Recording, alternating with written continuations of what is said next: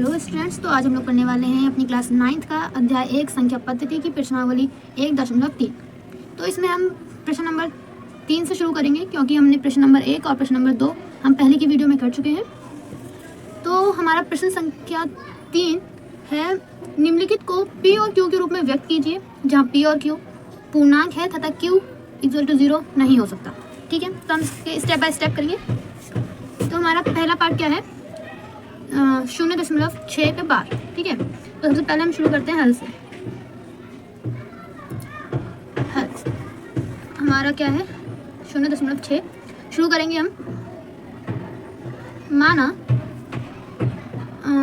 y बराबर है 0.6 के, इसका मतलब y बराबर होगा 0.666, क्योंकि जिसको बार होता है वो संख्या बढ़ती रहती है, रिपीट होती है। तो इसको हम मान लेंगे समीकरण 1।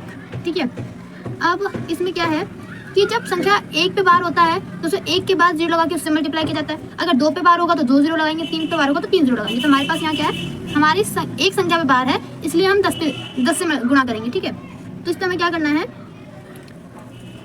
समीकरण 1 को 10 से गुणा करने पर। ठीक है, अब हम गुणा करेंगे। गुणा करने के बाद क्या आएगा, हमारा आएगा 10y, क्योंकि y भी हमारा 10 से गुणा होगा,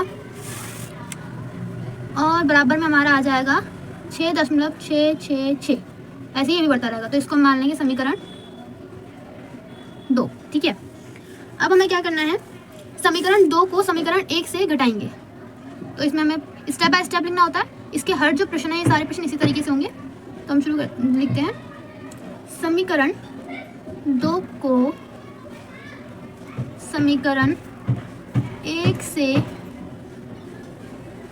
घटाने पर। ठीक है, तो घटाने पर हमें क्या मिलेगा, 10y, और समीकरण 1 हमारा क्या था, समीकरण 2 हमारा क्या है, 6.666, ऐसे ही। ठीक है, और समीकरण 1 क्या है, y 0.6666, ये भी इसी तरह। घटाएंगे तो क्या आएगा हमारे पास, 10 में से 1y गया तो 9y, और ऐसे 0 0 0 0, 6 में से 0 गया तो 6। इसका मतलब हमारे पास क्या आया है, हमारे पास आया है 9y बराबर में 6।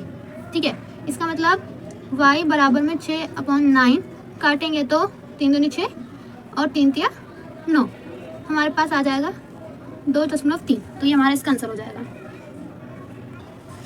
हमारा दूसरा पार्ट है 0.47 पर बार। ठीक है, तो हम इसे पहले स्टेटमेंट की तरह करेंगे, पहले लिखेंगे हल। अब हम शुरू करेंगे। माना y = 0.47 पर बार, इसका मतलब y = 0.4777। इसी तरह ये चलता रहेगा। ठीक है, तो इसे क्या मान लेंगे, हम इसे मान लेंगे समीकरण 1। अब समीकरण 1 में 10 से गुणा करने पर, हमें पता है हमने 10 से क्यों गुणा किया, क्योंकि हमारे पास एक ही संख्या पर बार है। ठीक है, एक संख्या पर बार होता है तो हमें किससे गुणा करना होता है, हाँ हमें करना होता है 10 से गुणा। तो हम शुरू करेंगे। ठीक है, 10 से गुणा करने पर हमारे पास पहले क्या आएगा, हमारे पास आएगा 10y = में 4.777, इसी तरह चलता रहेगा ये। ठीक है, इसको हम मान लेंगे समीकरण 2। अब क्या करना है, समीकरण 2 में से समीकरण 1 को घटाने पर। समीकरण 2 क्या हमारे पास, समीकरण 2 हमारे पास है 10y = 4.777, इस तरह हम बढ़ा सकते हैं चाहे तो। और समीकरण 1 क्या है, y = 0.477, ऐसे। ठीक है, तो हम घटा करेंगे तो क्या आएगा हमारे पास, 10y में से 1y गया तो 9y, 7 में से 7 गया तो 0, 7 में से 7 गया तो 0, 7 में से 4 गया तो 3, और 4 में से 0 गया तो 4। इसका मतलब हमारे पास क्या आया है, हमारे पास आया है 9y बराबर में 4.3। पॉइंट के बाद 0 की कोई वैल्यू नहीं रह जाती है। ठीक है, तो हमारे पास क्या अंत में उत्तर आएगा, 4.3/9। ठीक है, तो हमारा ये पार्ट भी होता है। अब हमारा तीसरा पार्ट है जो इसी का, वो क्या है, वो है हमारा तीसरा पार्ट। पहले लिख लेते हैं, क्या है 0.001 पर बार। ये तीनों पर बार है, इसको हम ध्यान में रखेंगे, ठीक है, गलती नहीं करनी हमें। तो हम क्या करेंगे, वही स्टेटमेंट, माना y बराबर 0.001 पर बार। इसका मतलब y इक्वल टू 0.001 इसी तरह ये भी बढ़ता रहेगा। इसको क्या मान लेंगे हम, समीकरण 1। समीकरण 1 को कितने से गुणा करेंगे हम करेंगे 1000 से गुणा, क्योंकि 1 कितनों पे बार है, 1 2 3, ठीक है, 1 2 3, इसका मतलब हमें करना है 1000 से गुणा, ठीक है। समीकरण 1 को 1000 से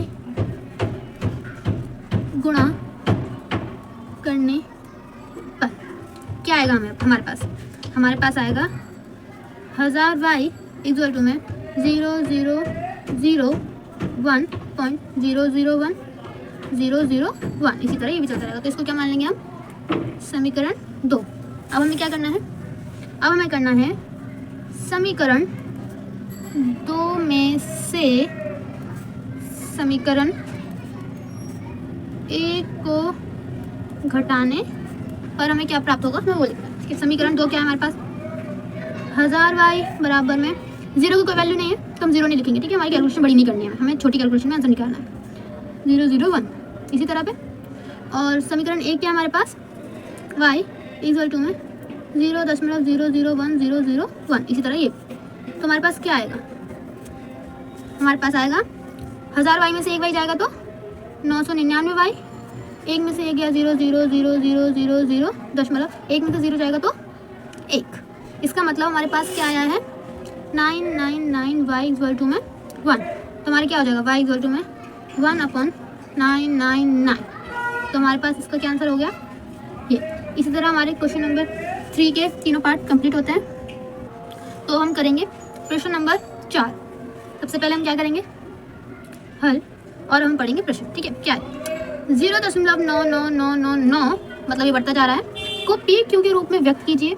क्या आप अपने उत्तर से आश्चर्यचकित हैं? अपने अध्यापक और कक्षा के सहयोगी के साथ उत्तर की सार्थकता पर चर्चा कीजिए, ठीक है। तो इसका सबसे पहले हम इसका आंसर निकालेंगे, कॉमन है, ठीक है। तो इसको हम क्या लिख सकते हैं, पहले 0.9999 ये बढ़ता जा रहा है, तो मतलब हम इसको क्या लिख सकते हैं, हम इसको 0.9 पर बार लिख सकते हैं, ठीक है।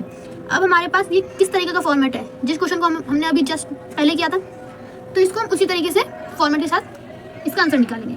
मतलब है, माना y इक्वल टू 0.9 पर बार, ठीक है। इसका मतलब y इक्वल टू 0.999 चलता रहेगा। क्या मान लेंगे इसको, समीकरण 1, है ना। समीकरण 1 को किससे गुणा करेंगे हम, हाँ हम करेंगे 10 से गुणा, क्योंकि हमारे पास एक संख्या पर बार है। 10 से गुणा करने पर क्या आएगा हमारे पास, हमारे पास आएगा 10y 9.999 इस तरह ये भी चलता रहेगा। इसको क्या मान लेंगे, हम मान लेंगे समीकरण 2। अब हमें क्या करना है, अब हमें करना है समीकरण 2 में से समीकरण 1 को घटाने पर हमें क्या प्राप्त होता है। तो इसको हम लिखेंगे, समीकरण 2 हमारे पास ये है 10y बराबर में 9.999, ठीक है। समीकरण 1 क्या है, y बराबर में 0.999। ये भी ऐसे ही बढ़ता रहेगा और ये भी ऐसे ही बढ़ता रहेगा। जब घटाएंगे तो क्या आएगा, 10y में से 1y गया तो 9y बराबर में 9 में से 9 गया 0, 9 में से 9 गया 0 दशमलव, 9 में से 0 गया तो 9। इसका मतलब हमारे पास 9y की वैल्यू क्या आई है, हमारे पास आई है 9, क्योंकि 0 की वैल्यू नहीं रह जाती पॉइंट के बाद, ठीक है। तो y बराबर में 9, ये वाला हमारा डिवाइड में आ जाता है, मल्टीप्लाई में होता है, तो काटेंगे तो हमारे पास क्या आएगा 1। हाँ, तो हमारे पास इसका आंसर आ जाएगा 1।